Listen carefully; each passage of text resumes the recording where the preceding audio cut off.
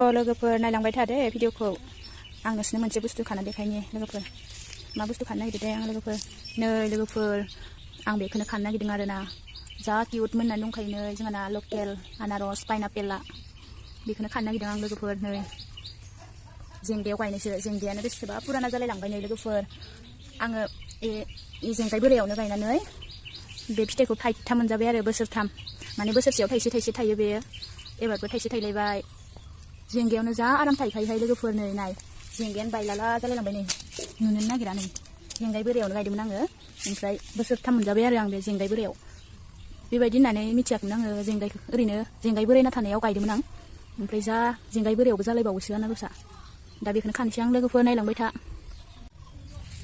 लोगोफोर दायो आं खानोसै सुदुंहाय खाथाबदो